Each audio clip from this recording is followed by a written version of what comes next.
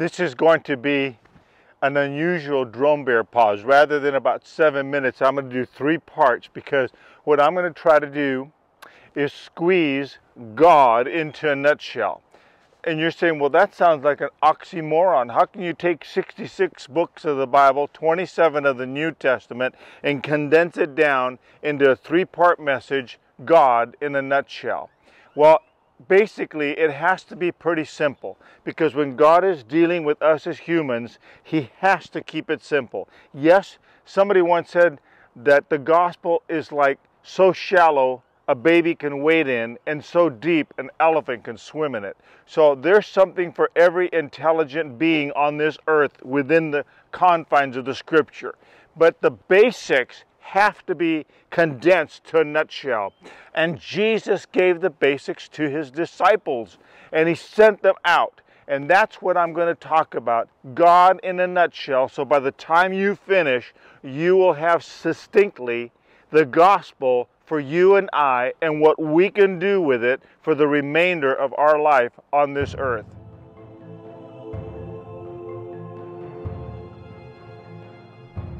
This is a very difficult message for me to give, because I have to start with a question.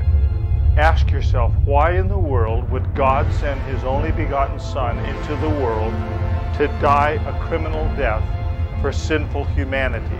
Well, we know, one, He loves us, but greater than that, He loves His Son. Remember when Jesus came up out of the water at the baptism of John? The Father spoke, "This is my beloved Son, in whom I am well pleased." Something has to be so bad that He would send His Son, and that's the subject of hell. You can see behind me flames, forest fires. I use that as a backdrop for this message. Most of us men that have had anything to do with burning wood, burning brush, cutting it down and putting it by fire can realize from time to time the terror of runaway fire. I have no comparison to firefighters. God bless them for their service to humanity, putting out not only house fires, but brush fires, forest fires, so on and so forth, to risk their own lives in that horrible heat. I've had 2 or 3 instances where my fire got out of control and the fire department had to come and douse the fire, or I would have burned up my neighborhood. Terrifying experience, I must tell you. You feel so helpless in those flames that you can't do anything about it. Well, there's a destiny for us as humans, and that is either heaven or, Jesus said, hell. It's a terrible place. Jesus said it's a place where the worm dieth not. It's a place of torment, a place of anguish. You see in Luke, the rich man and the poor man around Luke 16. And the rich man is in flames and in torment, and he's begging Jesus, or in this case, Abraham, to get him out of that torment so he could warn his family. And so there is a warning that's set before you and I of the consequences of our sin without having the assurance of our salvation through Jesus Christ.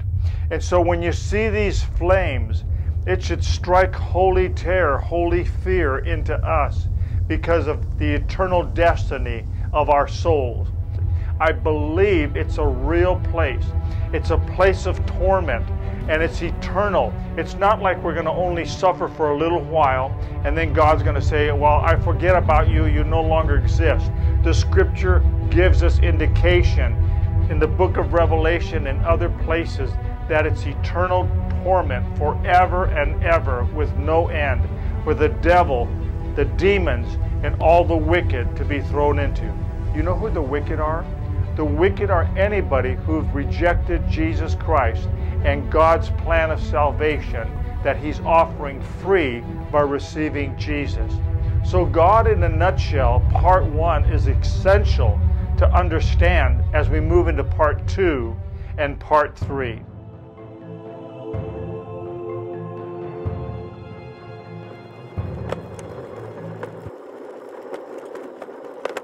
Oh, such a familiar sight.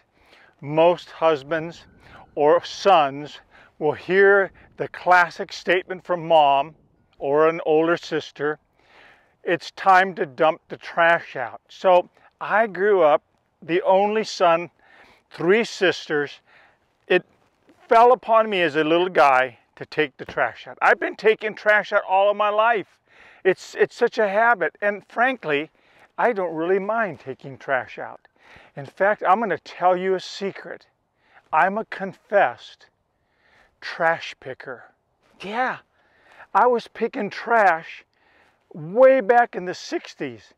And then when I got my driver's license in 65, I'd take my 56 Ford up and down the Santa Monica alleys, and they were all over the city.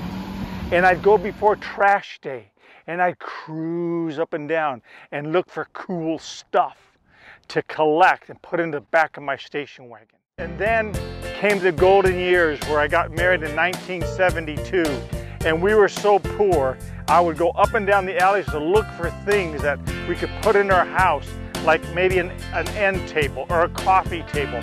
And in fact, our first full-size bed was a rattan headboard that I got out of the trash in Santa Monica going down the alleys. I was so proud of it. I spray painted it black and got it nice and clean, had the cool rattan curly cues all over it, and there it sat. It really spruced up our bedroom. And so, yes, I've been picking trash for years. And I really got into even dumpster diving. I know it's getting popular. People dumpster dive. In fact, I see videos on women dumpster diving. They look for makeup and purses and girly things like shoes. But I'm going to take you to the coast where we have a condo, and I have to admit that's the only place I will dumpster dive once in a while. And I like to show you that process.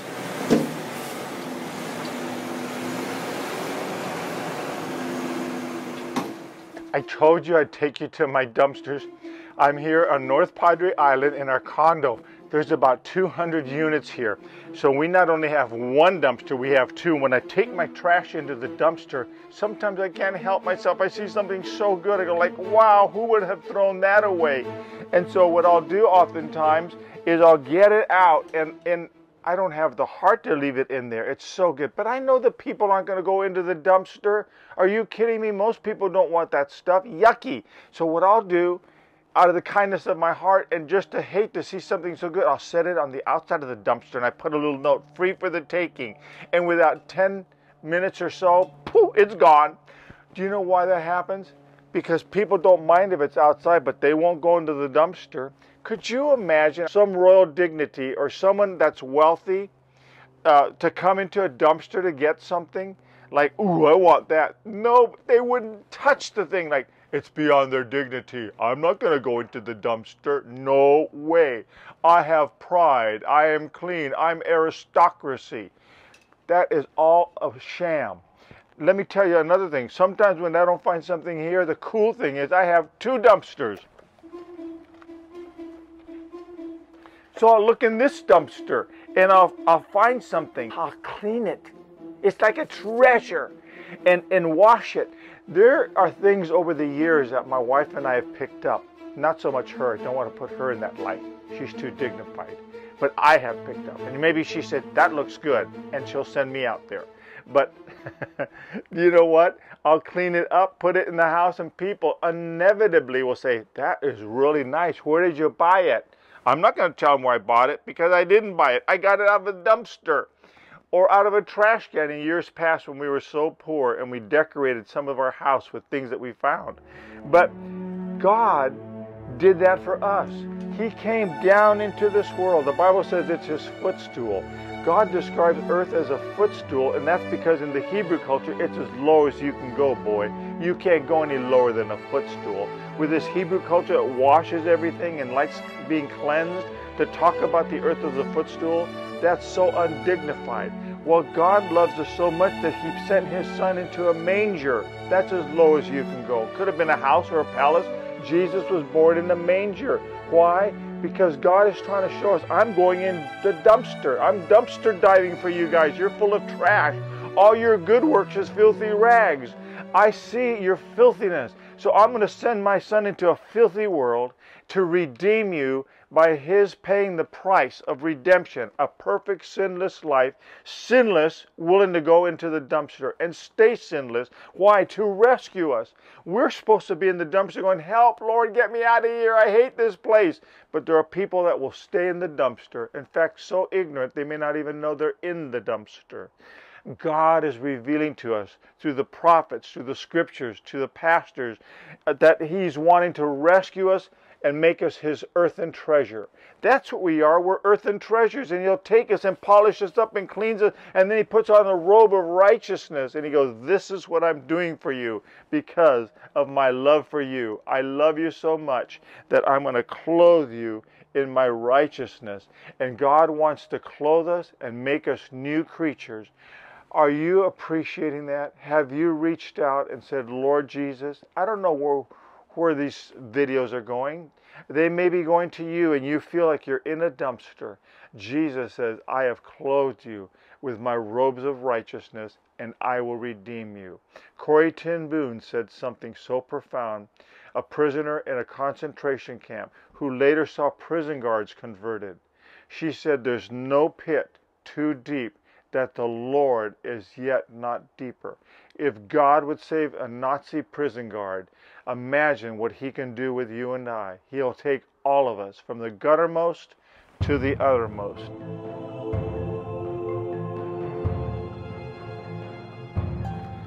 That's pretty much a familiar sight to me. You see, I was a fisherman.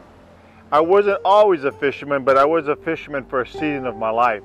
And I'd like to show you that I even have my official fishing hat. And it has all the lures to fish with, and it's so cool. I spent 1 full year as a salmon fisherman, and it was enough for me to tell me that I don't want to be a fisherman, but I do want to be a fisher of men. And so that's what I'm going to talk to you about. I'm going to talk to you about how God, in a nutshell, has called us to be a fisher of men. You know how Jesus was with the disciples for 3 years, and He was training them. Disciple means learner, and then He sent them out as apostles. Well, you don't become an apostle without being trained. So Jesus spent His time training the disciples how to be evangelistic, how to share their faith. He sent them out 2 by 2. He had them report what God did. And then He coached them and taught them the techniques on how to share their faith with people and how to win them to Jesus Christ. I remember in Bible school taking classes on evangelism. We used to go to UCLA and we'd go on campus and talk to the students. And then we'd all share what was the insights that we learned and how we could get better. And it's kind of like fishing. When you have fishing, you take lures and you use those lures for the attraction of the fish. You wouldn't put a big old slab of bologna out in the water on a hook and expect to get something. You use the right hook, the right lure for the right fish. And that's how lifestyle evangelism is. We make it so complicated. Did you know statistically that it's only about 20% of Christians that have shared their faith with someone and led them to Christ? Because most Christians feel so insecure. They feel they're not able to share their faith. But God, in a nutshell, gives us the third part, which is the most important part. I trained you in part 1 to show you the fear of hell and what lies before you and what lies before humanity. Part 2, I trained you that you need to trust me and know that I will rescue you from the dumpster of life. From sin, I will take you and redeem you. And then once we're redeemed, then He moves us to show us our responsibility in part 3. God wants us to be fishers of men. I've got to tell you a story. going to get a loan in Port Orford, Oregon for a house years ago when I was a salmon fisherman. And that's when I began my evangelistic ministry, Mantle Ministries. And the irony is, I went to the bank and the banker asked me, what do you do for a living? And I said, I'm a fisher of men. He says, he stopped and he goes, what? You know, how do you get money? I said, well, I don't know. I'm a fisher of men and I just trust God. And he didn't get it. And then all of a sudden it dawned on him, you mean you're not a fisherman? You're a fisher of men? I go, that's right. Another word for that is I'm an evangelist. And I was able to share the Lord with him right there in the bank. It was really cool. So you take lifestyle evangelism, you ask questions, you find out where people are from and what they're doing, and then you choose the right hook to use them, to draw them in. You know why you do that? Because you love them. You're not doing it to get points by Jesus. If you get the nutshell number 1 about the horrors of hell that I've described, and sinners going into the lake of fire, and even family members, it motivates you to share your faith. That should be your motivation. Where is the destiny of all those people around us? Your friends. I will never see your friends. I will never meet your family, but you can. So what I did, I'll give you some pointers. I feared that my family, many of which are not born again, they would stand before the Lord and they would point their finger and say, Richard never told me. He never shared the faith with me. And that really bothered me. And so I decided that I would write a letter to every one of my family members and give my testimony of how I became a Christian and then how they can become a Christian. And so I sent it all out. So my conscience is cleared that every one of them at least got the gospel. So you can do that. You can write your family members if you don't have the courage to share. Sharing with family sometimes is the most difficult thing to do because you get closed down or it leads to arguments. But you look for opportunities. You sow seeds here and there. Ask the Holy Spirit to guide you and lead you. But share your faith. Don't be fearful. That's why God took you through all that you have done and will continue to take you through future adventures with Him. Some are painful. Share those painful experiences. Some are joyful. Share those joyful experiences. But always connect it to what Jesus has done in your life and what He will continue to do. I leave you with this word to pause and ponder.